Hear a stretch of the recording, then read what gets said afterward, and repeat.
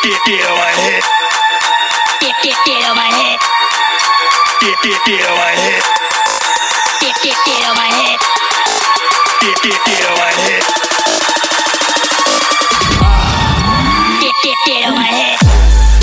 Get on my head. Get on my head.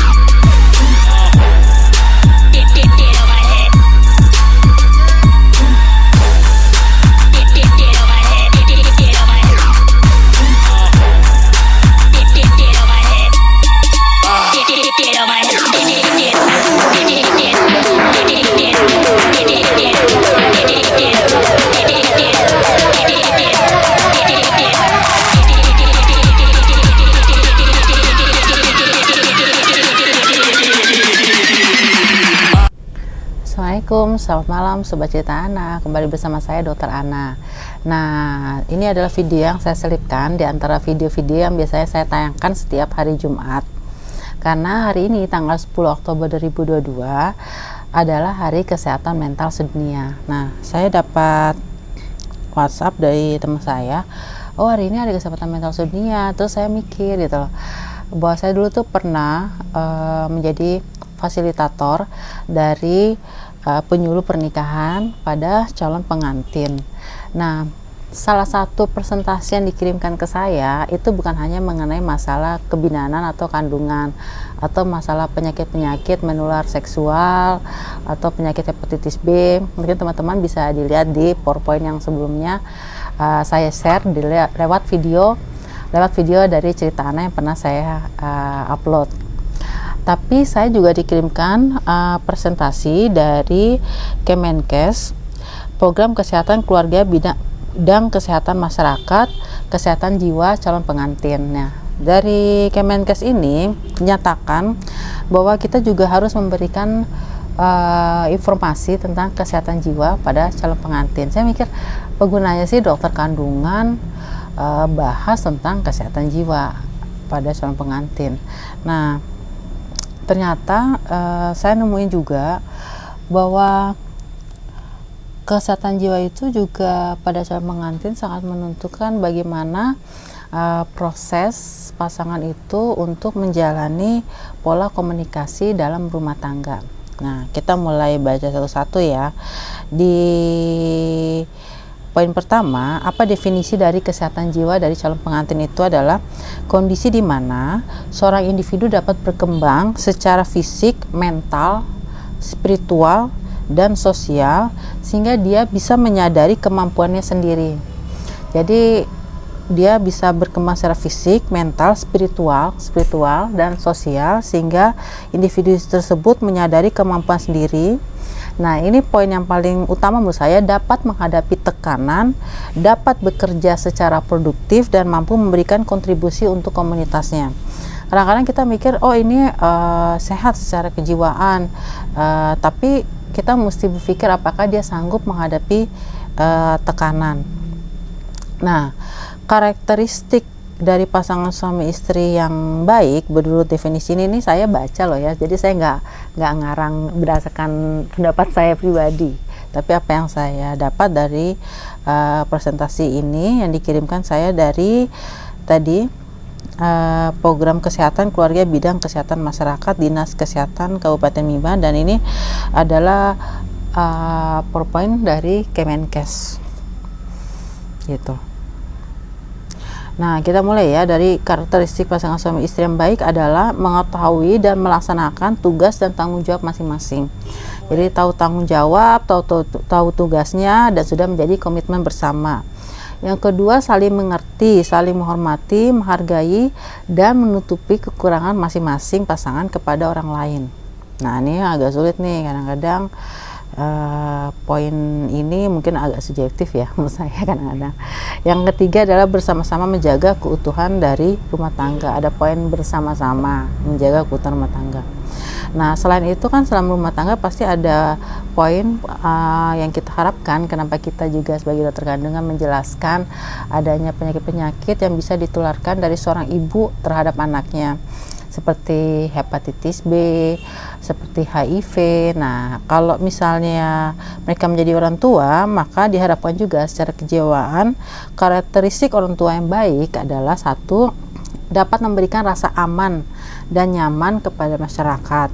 Yang kedua, tegas dan bijaksana dalam mengambil keputusan. Yang ketiga, dapat memberikan kasih sayang dan teladan yang baik. Yang keempat adalah mengkondisikan dirinya terhadap anak, atau artinya dia paham anaknya, dia luas terhadap kondisi anaknya. Yang kelima, dia menanamkan nilai moral, akhlak, dan spiritual. Dan yang terakhir, memenuhi kebutuhan dan kesejahteraan anak. Jadi kadang-kadang kalau saya sama pasien, terus dia dalam kondisi ibu hamil, terus saya berusaha untuk ibu hamil itu mengerti nggak ya bagaimana mereka memberikan nutrisi pada bayinya, bagaimana mereka bisa berkomunikasi walaupun bayi itu masih di dalam kandungan. Nah, jadi kadang-kadang kalau mereka dalam kondisi yang stres, mereka tuh nggak bisa memperhatikan tanda-tanda bahaya pada kehamilan.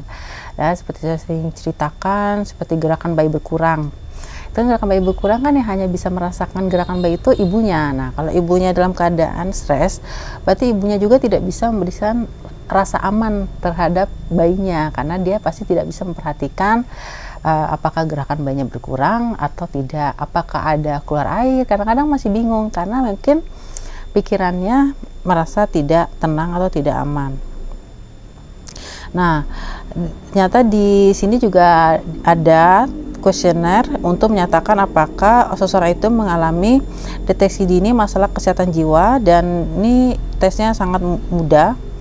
Ada 20 pertanyaan yang bisa diisi, dan ketika jawabannya 5-7 jawabannya adalah ya, maka lebih dari ambang batas normal dan disarankan untuk dicek ulang ke psikiatri atau ke dokter masalah kejiwaan.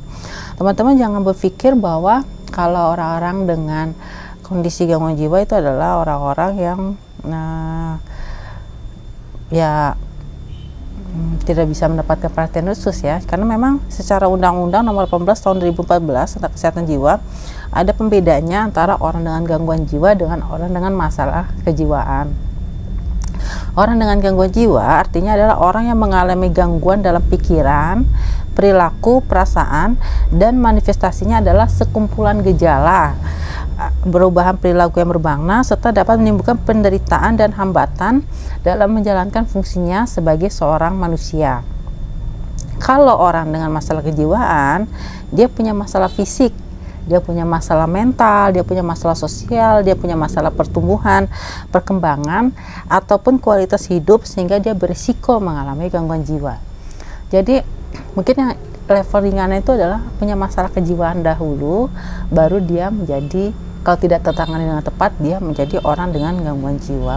Dan ada tempatnya untuk mendapatkan penanganan khusus. Tapi yang jadi menarik adalah ketika saya mencari tahu bagaimana tipologi dari pelaku kekerasan dalam rumah tangga. Nah, tipologi dari pelaku kekerasan rumah tangga itu akan saya bahas setelah kita akan bahas apa definisi dari kekerasan dalam rumah tangga itu sendiri. Nah, karena ini menurut saya harus berhati-hati membahas ini, karena pertama saya bukan ahlinya, tapi saya tertarik membahas ini karena ya memang pasien-pasien saya adalah ibu rumah tangga atau wanita-wanita yang memang sudah berumah tangga. Nah, berdasarkan definisi KDRT, apa yang dimaksud dengan kekerasan dalam rumah tangga dari gomnasperempuan.go.id. KDRT atau domestic violence merupakan kekerasan berbasis gender. Kekerasan berbasis gender yang terjadi di ranah personal dan banyak terjadi dalam hubungan relasi personal. Personal itu artinya antara satu orang dengan orang lain, baik orang itu dikenal dekat, di mana pelakunya adalah orang yang dikenal baik dan dekat oleh korban.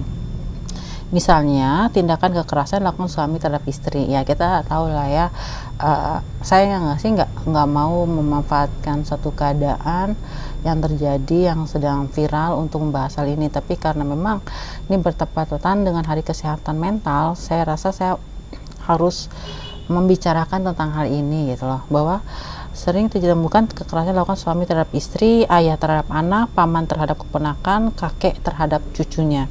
Kekerasan ini dapat juga muncul dalam hubungan pacaran atau dialami oleh orang yang bekerja di dalam rumah tangga tersebut atau yang menetap dalam rumah tangga tersebut. Setelah itu, KDRT juga dimaknai sebagai kekerasan terhadap perempuan oleh anggota keluarga yang memiliki hubungan darah. Nah, di website komnasperempuan.go.id, pasal 1 tentang undang-undang KDRT sebagai perbuatan terhadap seseorang, terutama perempuan, yang berakibat timbulnya kesengsaraan atau penderitaan secara fisik, seksual, psikologis, dan atau penelantaran rumah tangga, termasuk ancaman untuk melakukan perbuatan pemaksaan atau perampasan kemerdekaan secara melawan hukum dalam lingkup rumah tangganya. Ya, ini saya harus baca karena menurut saya bukan ahlinya, balik lagi ya, dan saya juga sama-sama belajar untuk memahami tentang hal ini. Dan ternyata memang sudah ada undang-undangnya nomor 23 tahun 2004 tentang penghapusan kekerasan dalam rumah tangga yang sudah diimplementasikan dengan tujuan-tujuannya.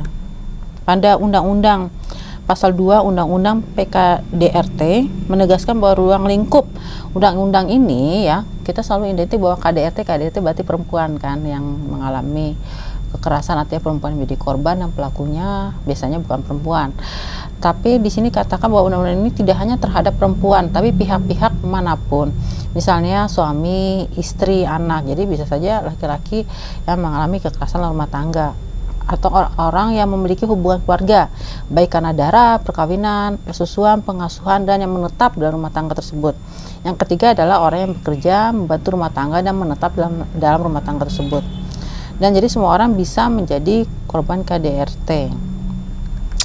Ini jadi menarik ya, karena saya sebenarnya ada sempat membahas tentang kasusnya, justru bukan karena kasus yang viral di Indonesia saat ini, justru tentang kasus yang viral di dunia ya. Mungkin beberapa teman ada yang tahu tentang kasus kekerasan rumah tangga yang dilakukan oleh Amber Heard terhadap Johnny Depp ya. Dan itu menarik karena saya suka bahas tentang MBTI kan. Nah, MBTI itu adalah tes psikologis yang belum saya tayangkan. Tesnya pernah saya tes di video kan, tapi saya belum upload. Dan kenapa menarik MBTI nanti saya akan jelasin di video lainnya.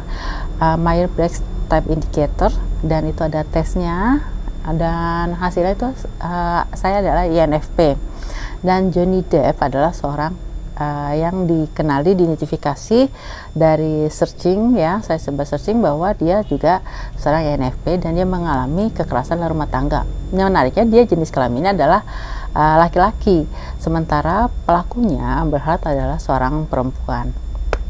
Dan orang masih nggak terima kalau kalian nonton film Johnny Depp dan melihat bagaimana Johnny Depp kan sangat laki-laki ya, nggak mungkin lah. Dan Amber Heard adalah seorang perempuan yang menurut saya sangat manis.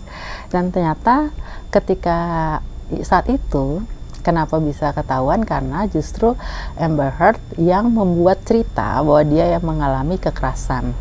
Tapi karena Johnny Depp itu seorang INFP itu biasanya memiliki kecenderungan altruistik. Altruistik artinya dia sering menyalahkan dirinya sendiri, dan dia biasanya tidak mau membuka apa yang sebenarnya terjadi. Namun ya karena ibaratnya diserang, dan Johnny Depp itu sampai kehilangan pekerjaan, dan dengan penghasilan sangat tinggi sebagai aktor yang terkenal, tentu saja sangat berat untuk sampai kehilangan pekerjaan. Di saat pengadilan itu terbukalah bahwa sebenarnya yang melakukan kekerasan adalah Amber Heard. Nah, di situ saya ngelihat bahwa kita kadang-kadang melihat seseorang itu dari penampilan bahwa dia nggak mungkin menjadi seorang korban, dan sebaliknya kita juga melihat dari penampilan luar bahwa dia tidak mungkin menjadi seorang pelaku. Ya, dan situ juga kita juga bisa belajar bahwa KDRT atau kekerasan rumah tangga bisa terjadi sama siapa aja, dan bahkan bisa dan sangat mungkin hal tersebut ditutup dan bisa saja ditutupi karena mungkin pertama kita menganut sistem patriarki bahwa laki-laki mungkin harus lebih dominan. Jadi ya ada ego tertentu ketika terjadi hal seperti itu. Nah, kan juga wanita juga mungkin karena harus menutupi karena menganggap itu sebagai suatu aib. Ya itulah, mungkin itu hanya selingan aja bahwa hal ini menjadi sangat menarik buat saya. Balik lagi ke masalah KDRT, dan saya menemukan salah satu tulisan yang nyambung tentang kesehatan jiwa pada calon pengantin dengan tipikal atau tipologi pelaku dari KDRT itu sendiri. Jadi ini adalah tulisan yang dibuat oleh dosen pengajar psikologi forensik Universitas Airlangga yang bisa saya searching tahun 2015, tanggal 25 Juli 2015 oleh Ibu Margareta. Jadi pernyataan pertama aja dari paragraf dari tulisan ini membuat saya menarik. Masa iya dia itu pelaku KDRT, kata seseorang ketika mendengar berita dari temannya. Kan dia laki-laki yang pintar dan banyak membuat tulisan serta buku, sering tampil di seminar-seminar. Masa bisa bicara filosofis tapi kelakuannya sama sekali bertolak belakang. Tambahnya lagi, ternyata pelaku KDRT bukan tampak seperti penjahat saja. Yang tampil dan bicara meyakinkan juga ternyata bisa sungguh keji memperlakukan seorang perempuan. Nah, di sini dinyatakan bahwa dengan memahami bahwa pelaku KDRT bisa melakukan kekerasan secara khas, maka masyarakat perlu memahami bahwa penting memahami berbagai bentuk KDRT. Pelaku kekerasan tidak dapat diidentifikasi hanya dengan melihat penampilannya saja. Nah, itu balik lagi kan tadi yang saya bilang kasus yang viral di dunia. Jadi kita nggak bisa ngeliat penampilan, oh dia anak manis, oh dia kelihatannya keras, berarti dia KDRT, yang kelihatannya manis, berarti nggak mungkin lakukan KDRT. Nggak seperti itu. Pelaku KDRT dapat tampil meyakinkan secara sosial, namun dia melakukan kekerasan dalam keluarganya. Lebih lanjut, ada berbagai faktor yang mempengaruhi terbentuknya seseorang menjadi pelaku KDRT. Oleh karena itu, keluarga dan masyarakat perlu lebih membuka pemahaman mengenai fenomena KDRT dan tidak hanya terkecoh dengan penampilan pelaku saja, serta sungguh-sungguh menangani KDRT hingga tuntas dengan pencegahan dan penanganan yang kuratif. Ini loh saya baca loh ya, saya nggak ngomongin pendapat saya, ini saya baca. Yang menariknya lagi adalah kenapa tadi saya menghubungkan ini dengan tentang kesehatan mental dan kenapa saya membahas ini, karena ini adalah Hari Kesehatan Mental Sedunia. Sorry banget ya, suara rumah saya ini di pinggir jalan, jadi ada suara-suara bising. Ya, kenapa saya bahas itu karena kenapa seseorang menjadi pelaku KDRT itu yang paling menarik menurut saya. Menurut Horsworth, Monroe, dan Stuart, menurut saya nggak salah baca spelling namanya, tahun 1994, seseorang menjadi pelaku KDRT disebabkan oleh berbagai faktor, baik faktor pengaruh jauh distal dan faktor pengaruh dekat atau proksimal. Faktor distal atau pengaruh jauh seperti pengaruh genetik dalam menurunkan sifat-sifat kepribadian yang keras dalam keluarga. Yang kedua, trauma menyaksikan kekerasan pada masa kecil. Nah, teman-teman tadi kan saya pernah baca tadi bahwa dalam orientasi kesehatan jiwa calon pengantin, salah satunya adalah kesehatan ketika dia menjadi orang tua yang baik. Berarti dia pasti akan menanamkan norma-norma atau nilai-nilai yang dilihat oleh anaknya.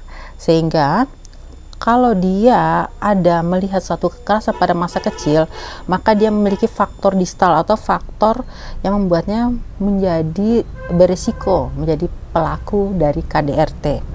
Dan pengalaman relasi teman sebaya yang menyimpang dari norma sosial. Benar sih kalau kata-kata orang bilang lihat seseorang itu lihat dari siapa temannya. Dapat mempengaruhi munculnya perilaku kekerasan. Itu dari faktor jauh atau faktor distal. Lalu faktor proksimal yang menyebabkan seseorang bisa menjadi pelaku KDRT adalah persoalan membangun kelekatan pada pasangan di masa dewasa, impulsivitas, dan ketidakmampuan menyelesaikan masalah emosional yang dihadapi sehari-hari, dan juga konflik dengan pasangan serta sikap yang mendukung kekerasan. Jadi nyambung dengan PowerPoint dari Kemenkes tadi, bahwa ketika kita mengatakan seseorang itu sehat secara kejiwaan, maka seseorang itu mampu menghadapi tekanan dan dapat bekerja secara produktif dan mampu memberikan kontribusi untuk komunitasnya. Dan secara definisi sifat yang sehat secara kejiwaan adalah mampu menghadapi tantangan hidup, mempunyai sikap yang positif terhadap diri sendiri dan orang lain. Oke, jadi bisa nyambung banget ya, bahwa kalau ini mungkin poin yang paling penting buat saya adalah bahwa kesehatan mental bukan sesuatu yang bisa disepelekan ya. Kita selalu bilang, sakit apa sih gitu. Kalau nggak lihat masalahnya secara fisik, kita akan bilang bahwa orang itu nggak sakit. Kenyataannya saya sering melihat sendiri bahwa banyak orang yang sakitnya bukan di fisiknya tapi di mentalnya, dan kadang-kadang memang pressure atau tekanan dalam hidup membuat seseorang itu berada dalam posisi dia mengalami masalah kejiwaan tadi, dan kalau tidak tertangani dengan tepat maka akan jatuh dalam gangguan kejiwaan. Mudah-mudahan saya nggak salah ya, tapi mohon dikoreksi. Terus yang kedua adalah poin yang paling utama adalah kita harus berempati sebenarnya terhadap teman-teman atau masyarakat sekitar kita atau orang-orang sekitar kita yang mengalami masalah kesehatan mental, supaya bisa mendapatkan support yang tepat, supaya kita bisa mendukung mereka, setidaknya menjadi pendengar yang baik, setidaknya tidak mencemooh mereka, setidaknya memberikan telinga yang lebar untuk mendengarkan keluh kesahnya mereka, atau memberikan akses untuk mereka sehingga mereka bisa mendapatkan penanganan yang baik atau support system yang baik. Yang ketiga, menurut saya yang paling penting adalah kita juga harus berempati pada orang-orang yang mengalami kekerasan dalam rumah tangga. Jangan menganggap bahwa mereka lemah atau mereka seperti membuka aib, karena bagaimanapun juga orang-orang yang mengalami kekerasan rumah tangga, dia sudah mengalami tekanan mental yang berat. Dan balik lagi, kalau ketika dia mengalami masalah kejiwaan dan tidak tertangani dengan baik, kasihan, itu akan berakibat buruk terhadap produktivitasnya dan juga kontribusinya terhadap komunitasnya. Ya, saya berempati buat teman-teman yang mengalami keadaan kekerasan rumah tangga. Dan oh iya, satu lagi, ini yang paling penting juga ya, saya harus sampaikan bahwa ketika seseorang di berdasarkan komnasperempuan.go.id, ini benar-benar saya baru searching semuanya sekarang malam ini, dan saya mungkin akan langsung upload videonya besok supaya kita sama-sama belajar dan sama-sama bersimpati ya. Kalau kata teman saya sih bukan empati, anak kalau simpati. Kalau kamu kalau kamu empati berarti kamu ikut merasakan dan mengalami gitu. Oke, nah bagaimana untuk mendapatkan layanan bagi korban yang mengalami kekerasan dalam rumah tangga? Ini penting. Layanan bagi pengaduan dan penanganan korban KDRT dapat ditujukan kepada Pusat Pelayanan Terpadu Pemberdayaan Perempuan dan Anak. Pusat Pelayanan Terpadu Pemberdayaan Perempuan dan Anak yang terdapat di berbagai provinsi. Dan Pusat Pelayanan Terpadu Pemberdayaan Perempuan dan Anak ini berada langsung di bawah koordinasi Kementerian Pemberdayaan Perempuan dan Perlindungan Anak Republik Indonesia. Nah, sering nih saya bekerja sama dengan beliau-beliau ini pada saat saya melakukan visum pada orang-orang yang mengalami kekerasan dalam rumah tangga. Jadi cukup tinggi ternyata presentasinya ya. Dari catatan tahunan Komnas Perempuan tahun 2020 mencatat bahwa KDRT atau ranah personal masih menempati urutan pertama dengan jumlah 75,4% dibandingkan ranah lainnya. Ya, kita sama-sama saling support ya, semoga nggak ada peningkatan signifikan, karena bagaimanapun juga ini berhubungan dengan banyak hal, terutama terhadap anak-anak. Kalau sudah punya anak, dia melihat kekerasan, ya tadi ternyata berdasarkan tipologi pelaku KDRT, faktor distalnya adalah kekerasan dapat dilakukan oleh seseorang yang memiliki faktor dia melihat kekerasan pada masa kecil dan mengalami relasi dengan teman sebaya menyimpang dari norma sosial. Kita juga sering kan dapat orang yang kabar dari seorang anak yang mengalami kekerasan atau dibully dari lingkungan sekitarnya. Oke, itu aja dari saya, teman-teman. Mari kita saling share kebaikan, berbagi hal-hal yang positif satu sama lain, dan mensupport satu sama lain ke arah kebaikan. Jangan lupa like, comment, share, dan subscribe YouTube Cerita Ana. See you. Get on my head. Get on my head. Get on my head. Get on my head. Get on my head.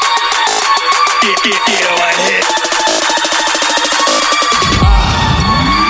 Get on my head.